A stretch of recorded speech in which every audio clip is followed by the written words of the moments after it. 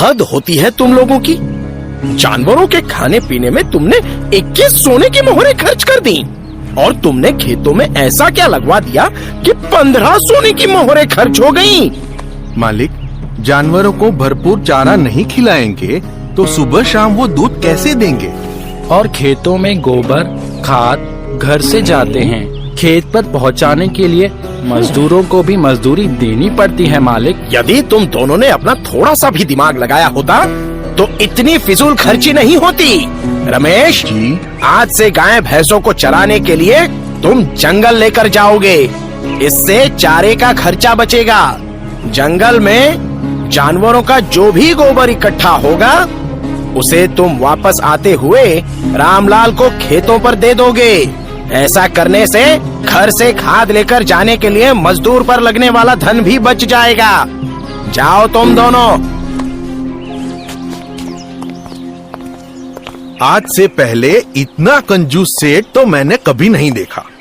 मैंने भी। डरा दिया तुमने। चलिए, कभी तो डरे मुझसे। खैर, मुझे 2 सोने की मोहरें चाहिए। सोने की 2 मोहरें? किस लिए? रसोई का सारा सामान खत्म है, वही लाना है। लेकिन मेरा प्रश्न ये है कि इतना खर्च क्यों, जबकि सब्जियां तो हमारे ही खेतों से आती हैं। रसोई सिर्फ सब्जियों पर ही नहीं चलती रोहन के बापू, और भी बहुत कुछ लगता है। नहीं नहीं नहीं, ये सब नहीं चलेगा। खर्चे कम करो तुम, चाहे एक वक्त का व्रत रख लो, लेकिन महीने भर में रसोई का खर्च 1 सोने की मोहर से अधिक नहीं जाना चाहिए। समझ गई ना तुम? हाँ?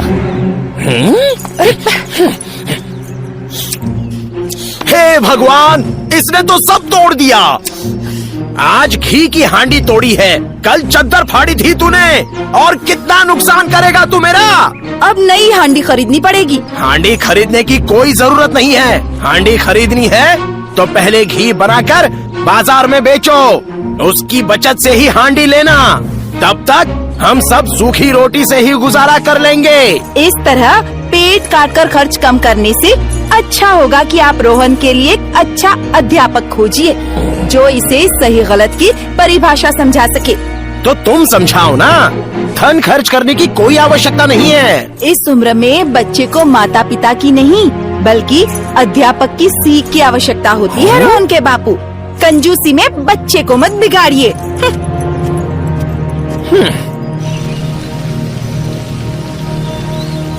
आप फिक्र न करें दुनीचंद जी, हम कोई न कोई इंतजाम जरूर कर देंगे। ठीक है जहाँपना। जहाँपना अकबर को बीरबल का प्रणाम। आइए बीरबल, दरअसल हम आप ही का इंतजार कर रहे थे। इनसे मिलिए। ये है हमारे मित्र दुनीचंद जी। नगर के आखिरी छोर पर इनका मकान है। इन्हें अपने बच्चों को पढ़ाने के लिए एक अच्छे और समझदार अध्यापक की जरूरत है। अगर आपकी नजर में कोई ऐसा अध्यापक हो तो बताइए। जी जहाँपना, मेरी नजर में एक बहुत ही अच्छा अध्यापक हैं। मैं उन्हें कल ही दुनीचंद जी के घर भिजवा देता हूँ। बहुत अच्छे बीरबल, हमें आपसे यही उम्मीद थी।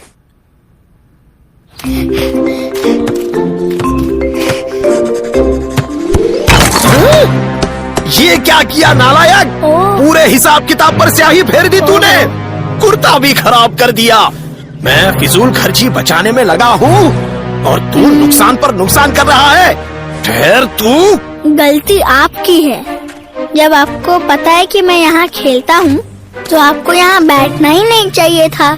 नहीं बेटा, बड़ों से ऐसे बात नहीं किया करते। ओह जी आप? मेरा नाम परमानंद है दुनीचंद जी।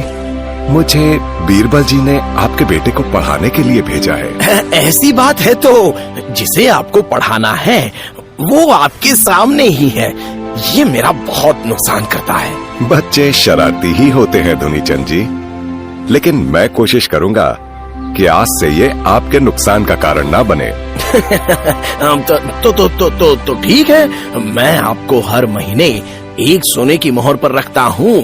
इस दौरान आपका भोजन पानी हमारी तरफ से ही होगा। आपको स्वीकार है?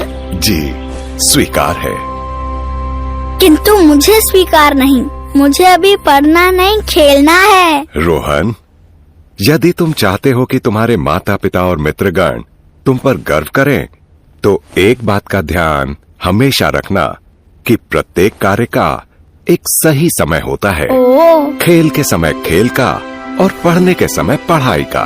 मतलब अगर मैं समय से पढ़ाई कर लूँगा तो आप मुझे खेलने देंगे? बिल्कुल, खेल कूद करना तो बच्चों का अधिकार है। ऐसा है गुरुजी, तो आज से मैं पढ़ने के बाद ही खेला करूँगा।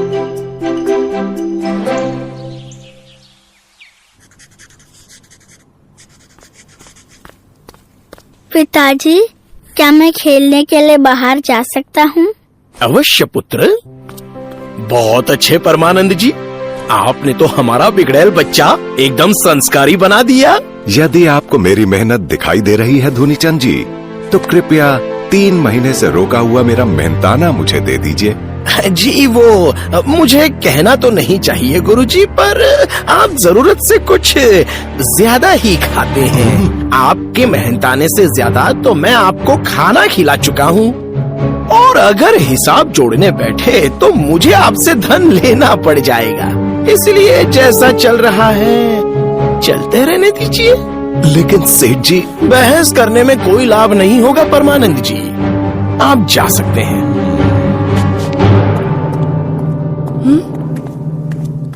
आपने गुरुजी की दक्षिणा हड़प करके अच्छा नहीं किया रोहन के बापू। पैसा बचाने के लिए मैं किसी भी हद तक जा सकता हूँ सुनैना। तुम रसोई संभालो।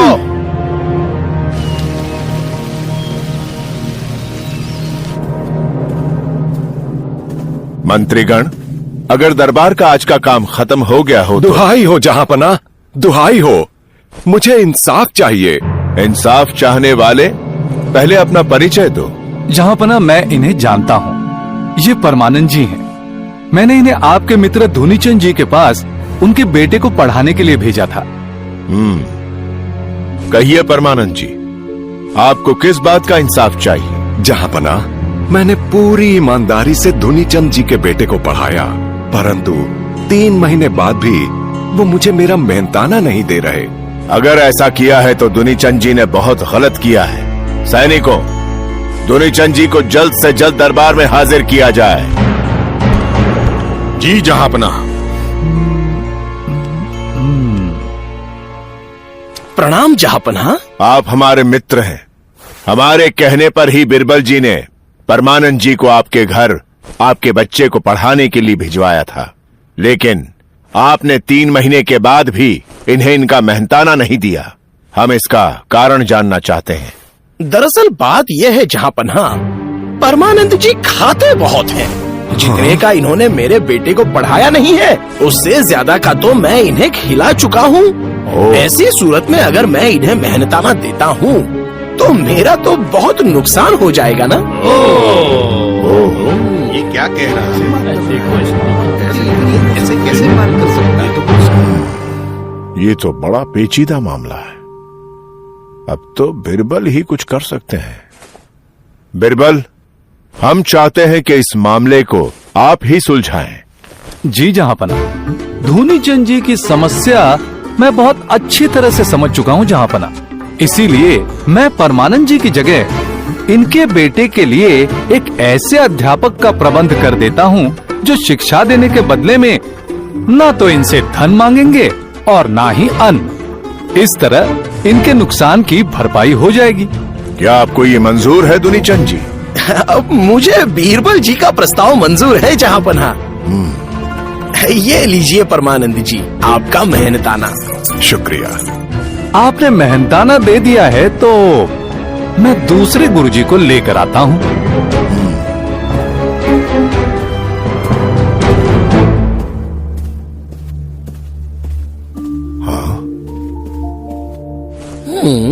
ये लीजिए धुनीचंद जी, ये रहे दुनिया के सबसे बड़े अध्यापक गौतम बुद्ध, ज्ञान के भंडार।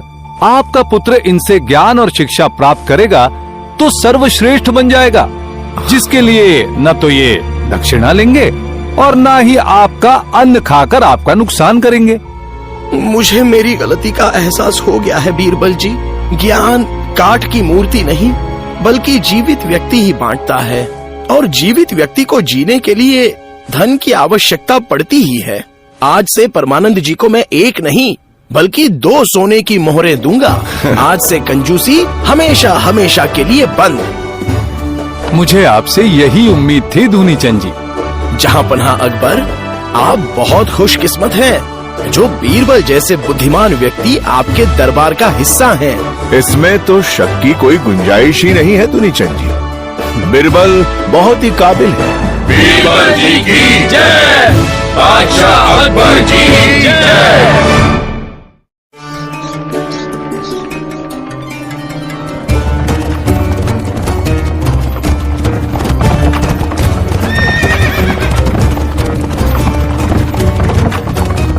बीरबल, पहाड़ों का ये मंजर तो बहुत ही खूबसूरत है, एकदम अद्भुत। जी जहां पना, प्रकृति से सुंदर और भयानक कुछ भी नहीं। हम आपकी बात से सहमत हैं बीरबल। अगर ये बर्फबारी थोड़ी और ज्यादा हो गई तो कुदरत की यही खूबसूरती यहाँ के लोगों पर कहर बरपाने लगी। घर से निकलना भी मुश्किल हो जाएगा।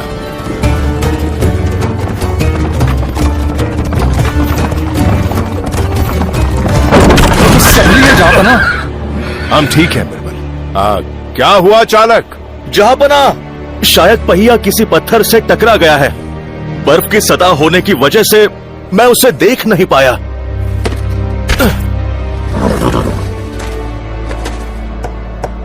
बादशाह हुजूर, पहिया तो बुरी तरह खराब हो गया है। तो ठीक है, कल सुबह किसी कारीगर से ठीक करवा कर इसे सराय ले आइएगा। कल क्यों जहां पना? जो काम अभी हो सकता है उसे कल पर टालना उचित नहीं। बीरबल, इतनी ठंड और बर्फबारी में कौन कारीगर काम करने आएगा? जहां पना, लोग तो इससे भी कठिन परिस्थिति में काम करते हैं, कोई न कोई अवश्य मिल जाएगा। बीरबल, लगता है आपको हमारी बात काटने की आदत ही पड़ गई है। नहीं जहां पना, मैं आपकी बात नहीं काट रहा बल्कि सत्य कह रहा हूँ। सैनिक, ये काम कितनी मोहरों में ठीक किया जा सकता है? यही कोई 3 मोहरों में जहां पना। और इसमें वक्त कितना खर्च होगा? हुजूर, अगर इसी पहर काम शुरू कर दिया जाए तो रात के तीसरे पहर तक ये काम पूरा हो जाएगा। ठीक है बीरबल, आप इस रथ के पहिए को ठीक करने के लिए अभी किसी को लगा दीजिए। लेकिन जो भी कारीगर इस पहिए की मरम्मत करेगा वही इस रथ को फूलों से भी सजाएगा। अगर उसने ये काम कर दिया तो हम उसे इन दोनों कामों के लिए 20 सोने की मोहरें देंगे। जहां पना, इतनी मोहरों के लिए तो एक नहीं 20 कारीगर मिल जाएंगे। मगर हमारी एक शर्त है बीरबल। कैसी शर्त जहां पना? यही कि काम के दौरान कारीगर आग नहीं जलाएगा और ना ही अपने शरीर को गर्मी देने के लिए गर्म कपड़े पहनेगा। चालक, घोड़ा लाओ।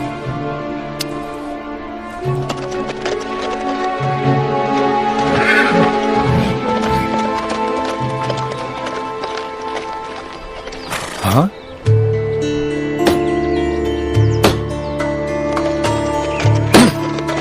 सुनिए। कहिए हुजूर। मेरा नाम बीरबल है और मैं बादशाह अकबर का सलाहकार हूँ। रास्ते में पत्थर से टकराने पर हमारे रथ का पहिया टूट गया है। क्या इस गांव में कोई कारीगर होगा जो पहिए को ठीक कर सके? हुजूर, इत्तेफाक से आप बिल्कुल सही जगह आए हैं। मैं ही कारीगर हूँ। मेरा नाम रामचंद है। मैं आपके रथ के पहिए को बहुत अच्छे से ठीक कर सकता हूँ। ठीक है रामचंद, आप ये काम कर सकते हैं, लेकिन काम हाथ में लेने से पहले आप ये जान लें कि आपको रात भर कड़कती ठंड और बर्फबारी के बीच में बैठकर ही इस काम को करना होगा। लेकिन ये काम करते समय आप ना तो आग जला सकते हैं और ना ही गर्म कपड़े पहन सकते हैं। क्या ये सब जानने के बावजूद आप ये काम करना चाहेंगे? हुजूर, मेरे कंधे पर परिवार की जिम्मेदारी है। आप जो कहेंगे, जैसा कहेंगे, मैं करने के लिए तैयार हूँ। ठीक है रामचंद, अगर आप ये काम कर लेते हैं तो मेहनताने के रूप में आपको 20 सोने की मोहरें दी जाएंगी। हुजूर, इतनी मोहरों में मैं एक रात तो क्या, बिना आग जलाए और गर्म कपड़े पहने महीना भर कड़कती ठंड में भी काम कर सकता हूँ। तो आइए मेरे साथ।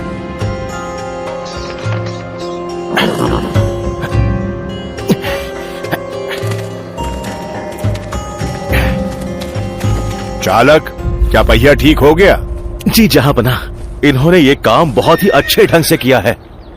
कारीगर, क्या तुमने सच में पूरी रात बर्फबारी में बैठकर ही पहिया ठीक किया और इस रथ को फूलों से भी सजाया? जी हुजूर। इस कड़कती ठंड में हमारा तो खड़े रह पाना भी मुश्किल हो रहा है, और तुम कहना चाहते हो कि तुम्हें इस ठंड का एहसास तक नहीं हुआ? हुआ था हुजूर। मुझे भी ठंड लग रही थी। फिर तो तुमने जरूर आग जलाई होगी। नहीं बादशाह सलामत, काम करते समय मैंने ना तो आग जलाई, ना ही गर्म कपड़े पहने। आप चाहें तो बीरबल जी से पूछ सकते हैं। जी जहांपना, रामचंद्र जी सही कह रहे हैं। आपकी शर्त को पूरा करने के लिए हमने इन पर निगरानी रखने के लिए 2 सिपाहियों को रखा था। सिपाहियों, जहांपना को सच बताइए। जी हुजूर, बादशाह सलामत, हम दोनों ने 4-4 कंबल लपेटकर पूरी रात इसकी निगरानी की है। भयानक ठंड के बावजूद इस कारीगर ने बिना आग जलाए और गर्म कपड़े पहने इस पूरे काम को अंजाम दिया है। अगर ऐसा हुआ है तो ये बड़ी ताज्जुब की बात है, लेकिन हम ये जानना चाहते हैं कारीगर कि आखिर तुमने इस काम को अंजाम दिया कैसे? हुजूर, इस कड़कती ठंड में आखिर किसकी आत्मा नहीं कांपेगी। मैं भी शुरुआत में थोड़ा डगमगाया था, लेकिन फिर आंख बंद करके मैंने अपने भगवान को याद किया और रात भर काम करते करते पास के एक मंदिर में जल रहे दिए को देखता रहा। उस जलते हुए दिए से मुझे बहुत हिम्मत मिली हुजूर। तुम्हारी चालाकी हमारी समझ में आ गई कारीगर। तुमने रात भर मंदिर के उस दिए से गर्मी लेते हुए काम किया है, वरना इतनी ठंड में काम कर पाना किसी के लिए मुमकिन ही नहीं। हमारी शर्त के मुताबिक तुम्हें ये काम बिना आग से गर्मी लिए करना था, जिसे तुमने नहीं माना। नहीं नहीं हुजूर, ऐसा नहीं है। मैंने पूरी ईमानदारी से नहीं, धोखा दिया है तुमने कारीगर। इससे पहले कि हम तुम्हें कोई सजा सुना दें, चले जाओ यहाँ से। सिपाहियों, दूर कर दो इस धोखेबाज को हमारी नजरों से। बिरबल, पहली बार आपकी बात गलत साबित होते देख हमें बहुत खुशी हो रही है। उम्मीद है अगली बार हमारी बात काटने से पहले आप 100 बार सोचेंगे। अब चलिए, हमें आपके साथ इस शहर की व्यवस्था को लेकर महत्वपूर्ण नीति बनानी है। माफी चाहता हूँ जहांपना, इन वादियों में हमारा एक घर है। मैं उसे एक नजर देख कर आता हूँ, अगर आप इजाजत दे तो। क्यों नहीं बिरबल, आप होकर आइए। कुछ सैनिकों को भी साथ ले जाइए। किसी भी चीज की जरूरत पड़े तो इनसे मंगवा लीजिएगा। जी जहांपना।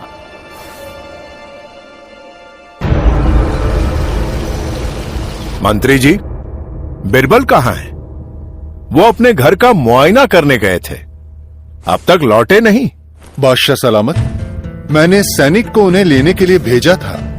सैनिक ने बताया कि जब वो वहां पहुंचे तो बीरबल जी खिचड़ी बना रहे थे। उन्होंने कहा कि खिचड़ी के बनते ही वो लौट आएंगे। ठीक है, उनके आते ही हमें खबर कीजिए। जी बादशाह सलामत। आदाब जहांपना। बिरबल आ गए क्या? बादशाह हुजूर, बिरबल जी अब तक खिचड़ी ही बना रहे हैं। उन्होंने कहा है कि जैसे ही खिचड़ी पक जाएगी मैं आ जाऊंगा। आखिर बिरबल को हो क्या गया है? ऐसी कौन सी खिचड़ी बनाने में लगे हैं वो, जो एक दिन और रात गुजरने के बाद भी पक नहीं पाई? सैनिक, हमें बिरबल के पास ले चलो, हम भी तो देखें आखिर माजरा क्या है।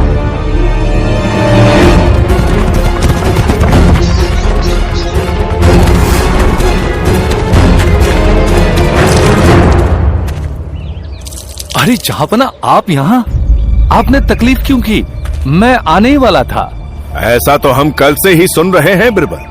हम जानना चाहते हैं कि आप ऐसी कौन सी खिचड़ी बना रहे हैं जो अब तक नहीं पकी। मेरी भी समझ में नहीं आ रहा है जहांपना कि आखिर खिचड़ी पक क्यों नहीं रही।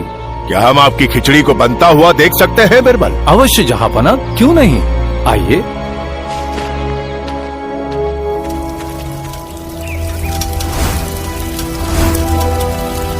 ये क्या मजाक है बिरबल? आप तो तेज दिमाग के मालिक हैं, क्या आपको इतना भी नहीं पता कि भोजन आग की तेज गर्मी पर ही पकता है? हांडी इतनी ऊंचाई पर रखेंगे तो हांडी को गर्मी कैसे मिलेगी, वो भी इतनी ठंड में?